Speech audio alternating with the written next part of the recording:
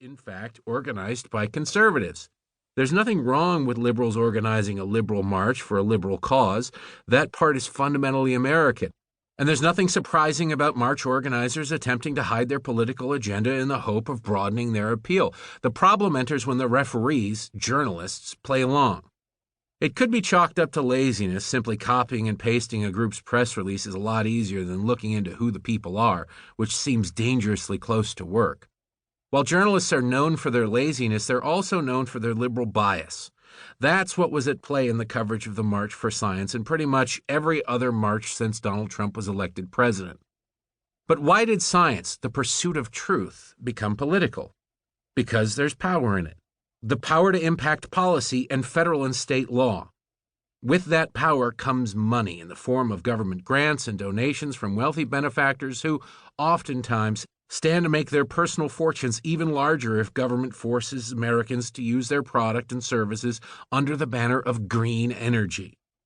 Former Vice President Al Gore didn't amass a net worth of more than $200 million while hosting teleconferences from his solar-powered bunker in the woods and encouraging people to ride their bikes to work. He made it while flying in private jets to exotic locations around the world to chastise the average person driving a pickup truck to a job site about how he needs to lower his carbon footprint. The March for Science is a prime example of what has happened to journalists. They've set aside skepticism in the documenting of events and exchanged them for pussy hats and a seat in the drum circle. The worst thing ever to happen to journalism wasn't social media or cable news, though both played their part in its demise. It was Watergate, the most celebrated moment in journalistic history, celebrated again at the 2017 White House Correspondents' Dinner. It created the concept of the reporter as celebrity. Bob Woodward and Carl Bernstein made an untold fortune, were played in a movie by Robert Redford and Dustin Hoffman, were showered with awards, and sent many journalists running down the path of fame rather than truth. And fame is the only thing heroin gets addicted to. The thing was, Woodward and Bernstein were real journalists. They reported a real story of corruption, worked sources, uncovered information, checked their facts, and got their story right. In other words, they earned their accolades. Today, too many journalists aren't interested in doing the work. They just want the rewards. For a journalist or a pundit to achieve some level of fame, all he or she has to do is get on TV. And the bar for entry to that has been lowered to the point that you'd need a shovel to get under it.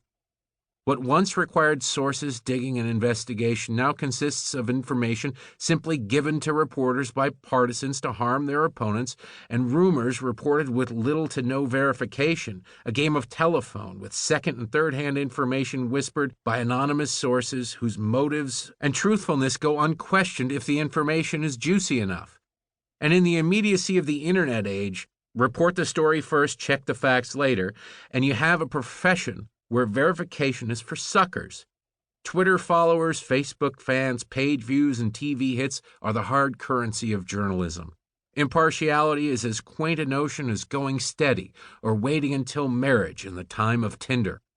The truth about journalism is that it stopped being about truth a long time ago. All the 2016 election did was free reporters from the last vestiges of an antiquated notion of impartiality.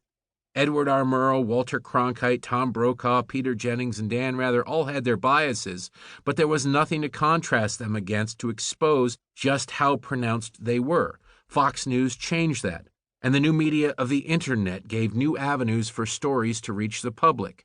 What once was left of center is now Mao is a corporate sellout, crazy and proudly so. Journalists are a few years away from wearing all black Antifa uniforms and covering the Democratic National Convention as delegates. Until journalists fully remove their masks, it's important to know that what you're seeing is what they want you to see. Stories they deem newsworthy, presented in a way most favorable to their sensibilities. Media bias is more than just how a story is reported, it's which stories are reported. The power to ignore, the power to pick and choose is the most pernicious power journalists have, and they exercise it regularly. That's why they've always hated Rush Limbaugh. It's why they hate Fox. It's why they hate conservative news websites. They allow the public to see what's on the cutting room floor, the stories and opinions they didn't want you to see. This exposure is changing journalism. Some news outlets still have investigative teams that do deep dives into important issues, but they're becoming rarer than... To keep listening to this audiobook, I've left you a link in the description so you can do it at no cost thanks to Audible's 30-day free trial.